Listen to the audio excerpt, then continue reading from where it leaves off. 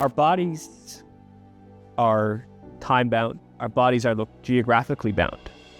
Our bodies are physical. Which part of ourselves has the ability to imagine? And the depth of imagination is you transport yourself from whatever situation you're in and bring yourself to somewhere entirely different. That's only our spirit can do. Our spirit is not limited, is not inhibited by the confines of time and space. What is the truth of leaving Egypt? What is the truth of freedom? What is real liberty? Is when we allow the deeper parts of ourselves, the spirit in ourselves, the soul in ourselves, to, instead of being imprisoned by the cravings and wants and limitations of the body, to actually soar high and connect to the spiritual, connect to the divine, connect to the other, connect to service. In the Rebbe's counseling and letters, he would say that the same is true about thought. Just like the Maggid taught about speech, the same is true about thought. That when in our minds we are imagining this doom and gloom and this, horrible situation, we're introducing it in the spiritual realm and we're bringing it one step closer to actually being. And therefore he said, think good and it will be good. So in Jewish wisdom consistently emphasizes that even to reach the greatest spiritual heights, we need to do this with others. And that's because of the world outlook, that human beings are interconnected.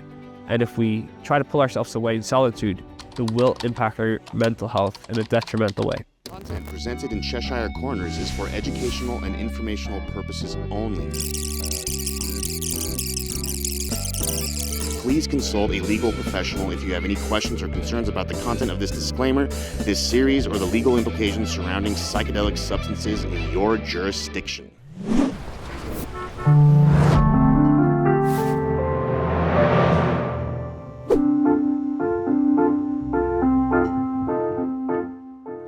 Welcome to Cheshire Corners.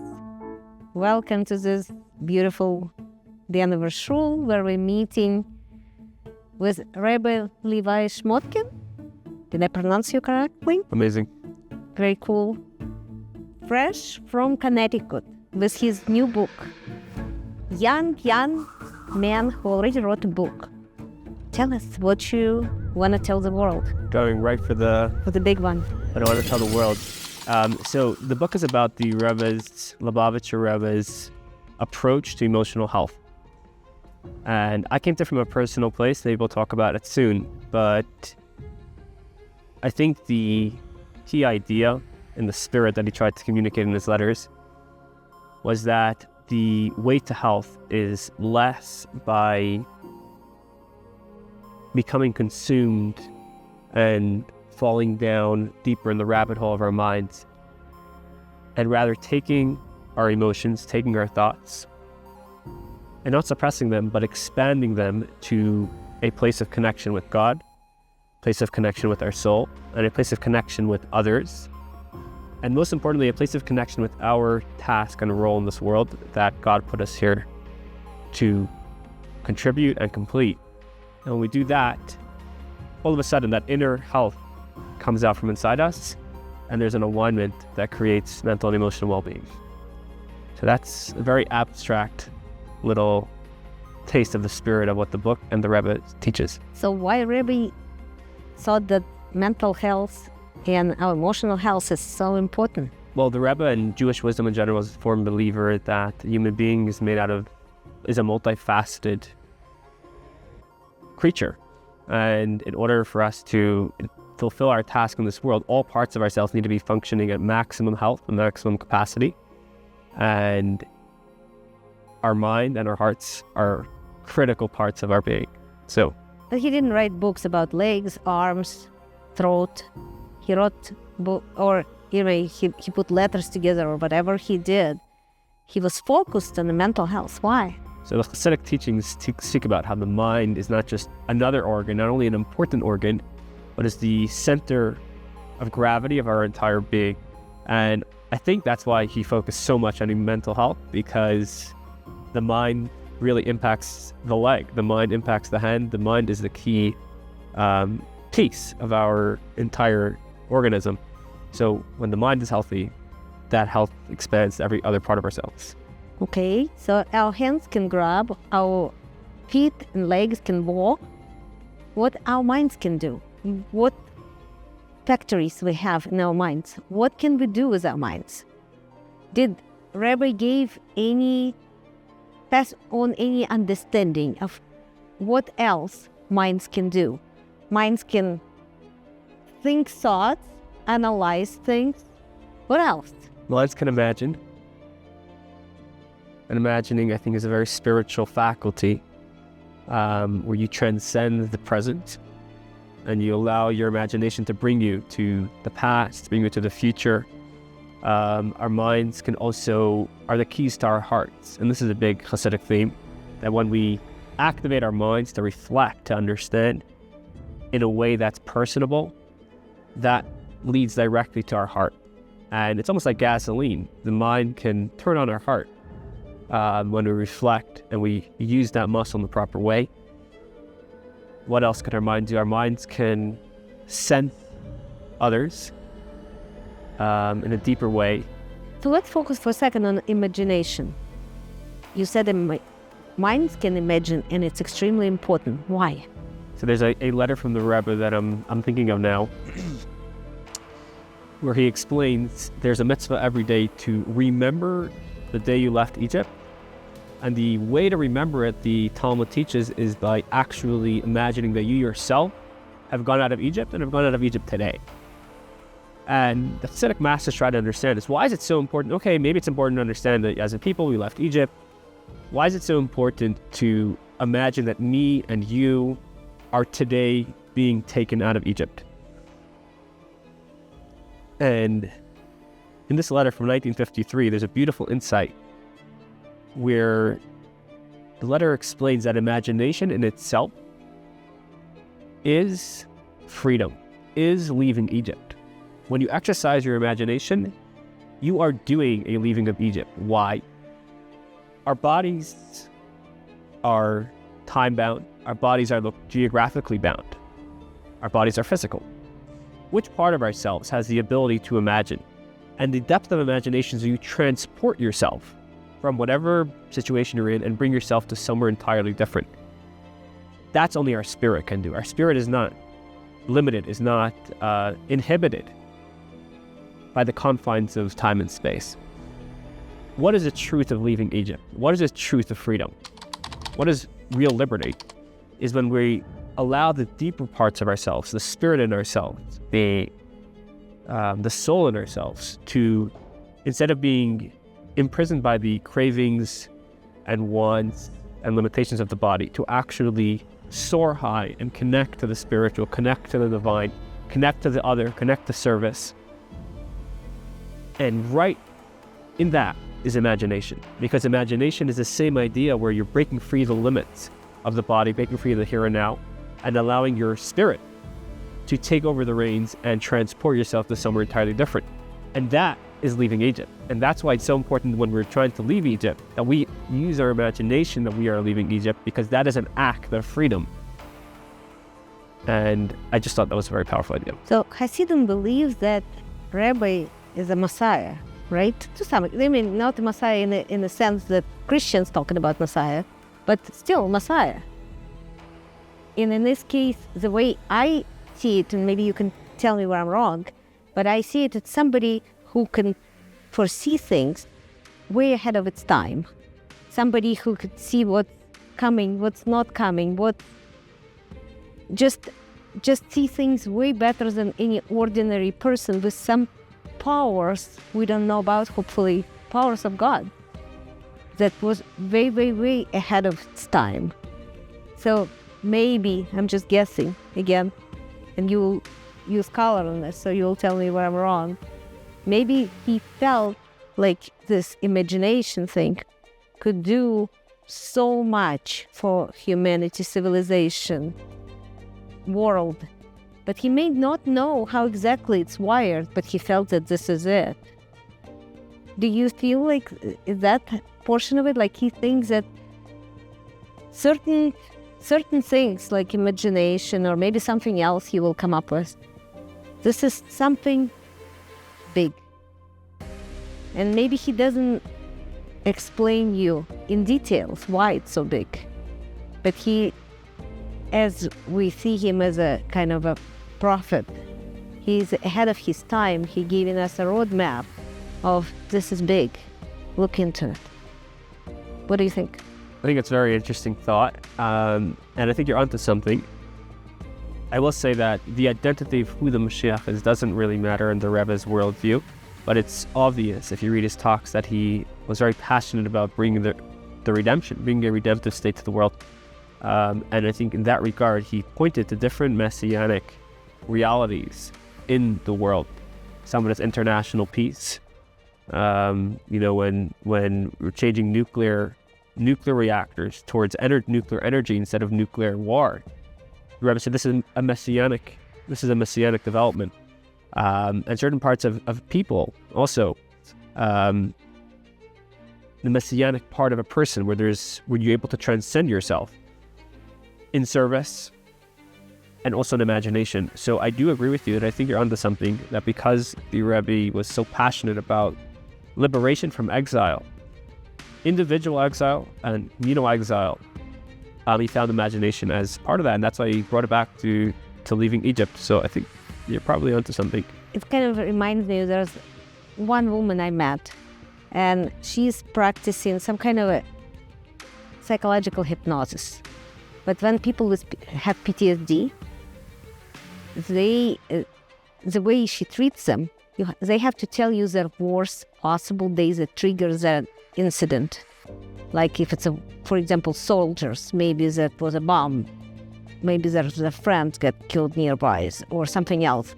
If it's maybe passing a loved one, or some big things that trigger PTSD, you have to remember it to the best details you can.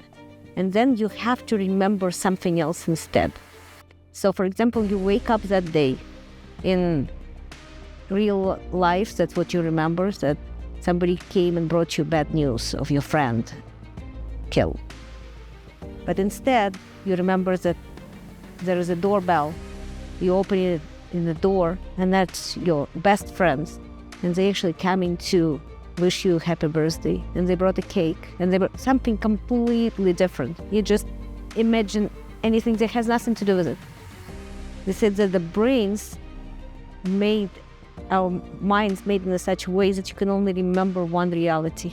So the new reality, passing that reality and changing the future, just because you don't remember that thing anymore, you're free from that thing that sucked you in. So that kind of reminded me of that stories that she was telling me about. Interesting. And another thing I'm thinking, and I'm into this, I'm reading it a lot. What half of the scientists believe now, maybe not half, maybe a quarter, but still a big portion of scientists, that's what Nobel Prize is getting for it, that we, our minds, creating reality. And when we imagine a reality, we're actually creating. So that expanding galaxies and expanding world, this may be us dreaming. And maybe that's why it's important. So that's very interesting, because that's something that the Rebbe uses in his counseling based on the teaching of the Hasidic masters. The Maggid of Mezrich, have you heard of the Maggid of Mezrich? He was the student of the Baal Shem Tov, who founded the Hasidic movement in the early to mid 1700s. So his leading disciple was called the Maggid of Rabbi Dober of Mezrich. And he taught his students that you shouldn't put into words a pessimistic scenario. Why? Because by doing that, you are introducing it into the world. And by introducing to the world, because the world has a spiritual realm and the physical realm only mirrors the spiritual realm, you are bringing it into the spiritual realm, which will then, you bring it one step closer to actually materializing. In the Rebbe's counseling and letters, he would say that the same is true about thought. Just like the Maggid taught about speech, the same is true about thought. That when in our minds we are imagining this doom and gloom and this, horrible situation, we're introducing it in the spiritual realm, and we're bringing it one step closer to actually being. And therefore he said, think good and it will be good. Famous phrase, think good and it will be good. But it's not just because you're saving yourself all the anxiety in the meantime, but actually you're making that scenario closer to materializing. When you think good, you're introducing that positive, amazing outcome and making it easier to manifest in the actual world. So again, coming off what you're saying, I think the power of the mind on reality is extraordinary in Hasidic teachings and Jewish wisdom, and it reflects in the Rebbe's counseling. So at one point, people thought that soul lives in stomach. And then they thought it's in the heart. Heart is just a muscle. Stomach actually closer, maybe, because at least serotonin is there. But then brain, they say people without brain doing just fine, without portion of the brains. So definitely something bigger happening. Yeah. And that's what scholars been telling us for years, right? That there is something bigger, maybe just a little bit hidden from us. Yeah. So what other practical solutions Rabbi is offering in his letters? Just practical solutions for somebody like us who maybe doesn't understand everything, but as children need to know, don't touch this, do that. That will help you. So I'll start from the most practical, which is someone asked me, what's the hardest thing for you in the book? I said, too bad you, it's this thing, and that is schedules. Schedule. People would write to the rabbi, how their inner world is in complete turmoil and it's in turbulence, and they're thinking about their past and they're a horrible person, and everything collapsed. And sometimes the Rebbe would respond and he would say, before we get down to details, how is your schedule? How is your day looking like? Because sometimes, he says, the inner harmony depends on the outer harmony. And when our outer life is chaotic, that automatically, we're one person, right? That automatically will cause inner chaos. Now, the catch is that the inner chaos doesn't say, hey, I'm here because there's no schedule. The inner chaos starts telling you a story about your childhood, it starts telling you a story about your career, it starts telling you a story about your relationships.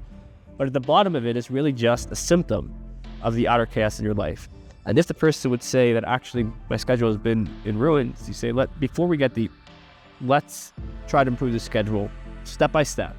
And let's see how you feel in a month, 2 months. And obviously very often people would, once the schedule is put back into place and you start feeling back that balance, that health just reemerges in a person. So I'm just starting from the most practical, pragmatic piece of advice that the Rebbe so often brought up. He said, before we go deep, let's just check the framework of your life. You also said people need to be social. Sometimes you're having too little social interaction. And today, so much with the internet and technology, people can be very successful at work, but just on a day-to-day basis, they don't interact with other human beings. And that could be another key part of the external framework for mental health, which the Rebbe speaks about, being productive. So that's some of the practical pieces of advice. And the deeper pieces of advice are can be found in the book, more spiritual side. And then observant Jews, actually that's what they do. They keep in a very strict schedule. As there are so many prayers there that it's already keeping you on your toes, right? Absolutely. And not only that, it's interesting, in the letter about the importance of being social, the Rebbe says that fascinatingly, you would think that what's the best way to spiritual transcendence or spiritual heights is in solitude, right? You lock yourself up in a room, you go to the forest, go to the wilderness, and you meditate, and you reach the highest places.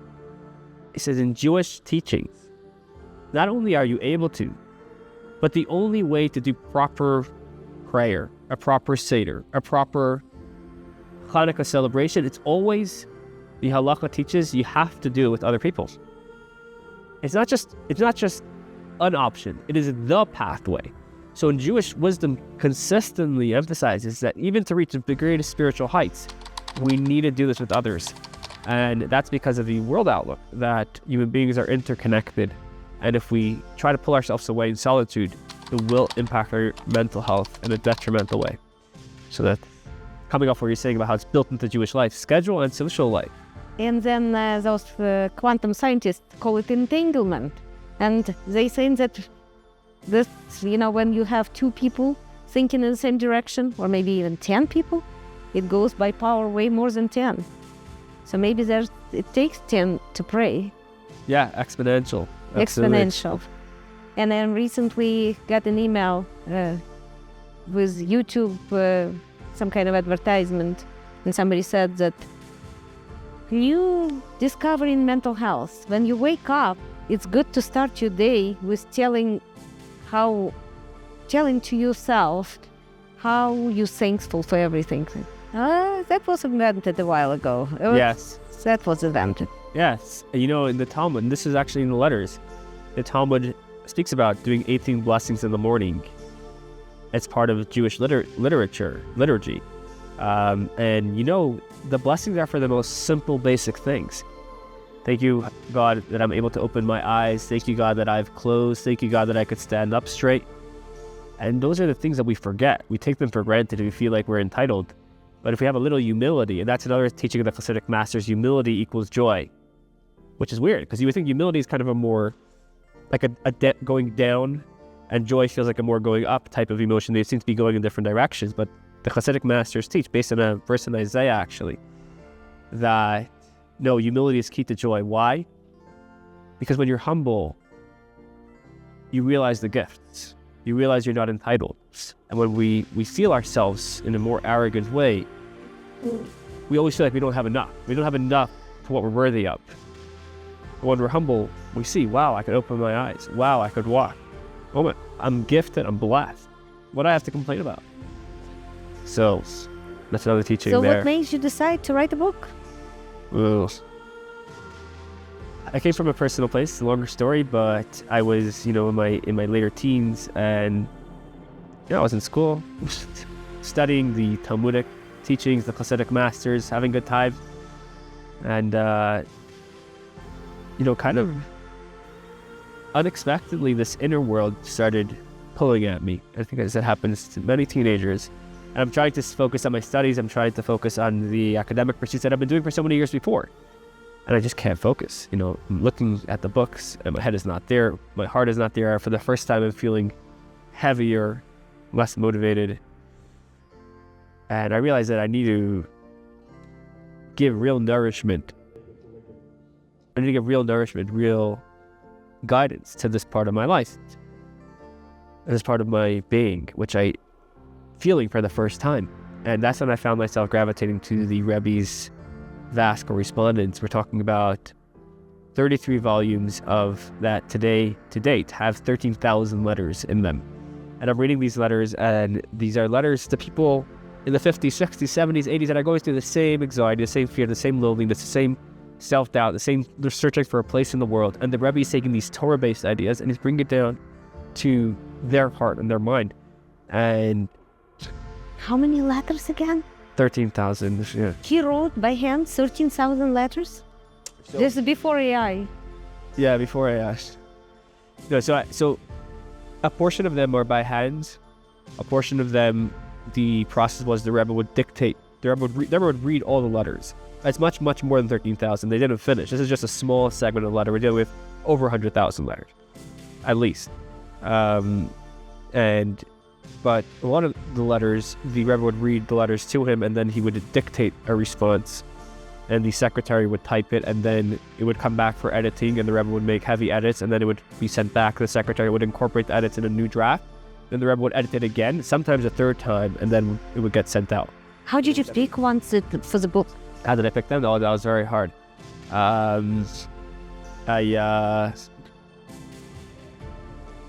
was very hard. A very big part of the pain of the project was such beautiful letters, and I have to choose between them, for the density of the flow. Ultimately, it was letters that had more of a backstory to, so I was able to give some more narrative, which is easier for the reader to connect with, and also letters that I felt were more explained, that can explain the principle here. Ultimately, that's what went over. Interesting. Is those letters available right now? You can get them somewhere? You can get them in the library? Or how you can get a hold of them? Yeah, so they're available online. In the 80s, there was a massive project launched to collect all these letters from the hands of the recipients and to publish them chronologically, obviously redacting any personal details. And that process is still ongoing now, 40 years later. They're up to middle of the 70s. So they started in the 50s or a little earlier, and now they're middle of the 70s. They have to get up to the 90s, right? So they still got a way to go. But yeah, So whatever is published is available. And there is also some collectors that do more, underground collecting, and they try to get the letters from different people they find out. They get a lead and they call up. They said, you don't understand, this letter is so important for people to know about. So there's also some of that. I'm a business person. Maybe at some point we can upload all of it and create AI Rabbi who can actually advise us based on, what we learned from his letters and from everything that he gave us. Right. That'd be cool. Yeah, it would be cool. We can dream about it. Yes. Well, people coming. Thank you so much. We're ending with what we started with, imagination and dreams, right? That's right. Thank you so much. Thank you.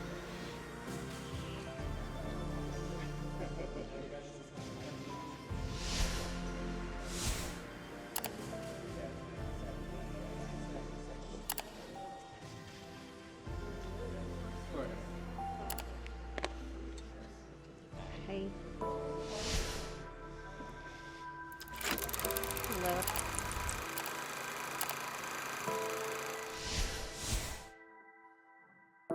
Thanks for watching.